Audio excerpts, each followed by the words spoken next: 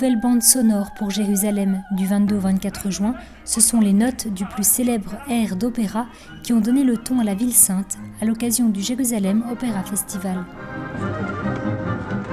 Après une première édition réussie l'année dernière, l'opéra israélien, le ministère du Tourisme et la fondation Seed the Dream ont décidé de répéter l'initiative. Il n'y a pas d'opéra à Jérusalem, il y en a seulement un à Tel Aviv et je pense qu'il est très important pour nous de sortir de Tel Aviv pour aller ailleurs et bien sûr à Jérusalem, qui est le premier endroit où nous voulons apporter plus de culture, une forme particulière de culture, comme celle de l'opéra.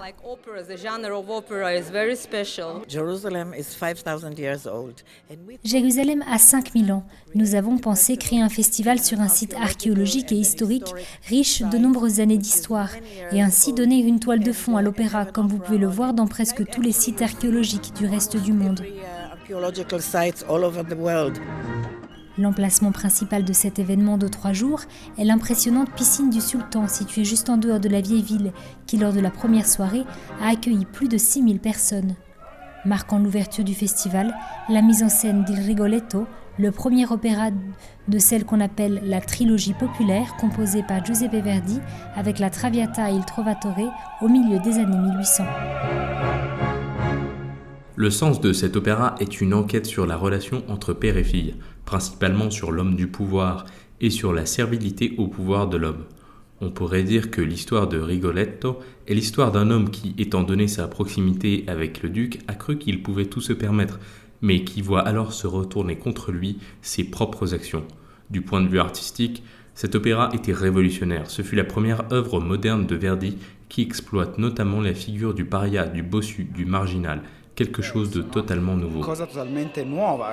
Ce qui rend tout à fait unique cet événement est son caractère international. Des sous-titres en anglais et en hébreu sont projetés pour suivre l'opéra chanté en italien. Et la musique est exécutée par l'Orchestre symphonique de Jérusalem, le chœur de l'opéra israélien, avec des solistes et des artistes venus du monde entier et d'âges très différents.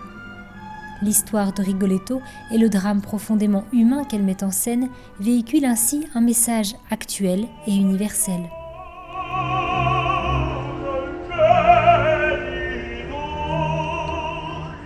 Je pense que c'est très beau puisque cela invite à la réflexion, notamment lorsque nous nous trouvons dans un environnement multiculturel où aussi la coexistence n'est pas facile, sachant qu'à la fin, nous voyons combien chaque personne est profondément différente, combien le monde humain est toujours extrêmement varié et en proie à une extrême souffrance. C'est ainsi que le message qui nous vient de Verdi, du milieu des années 1800, est tout à fait moderne encore aujourd'hui.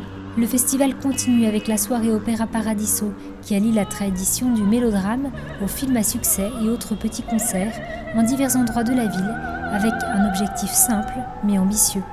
Je dis toujours que où on aime l'opéra, on ne sait pas ce que c'est. Si vous commencez à goûter à l'opéra, alors vous aimerez.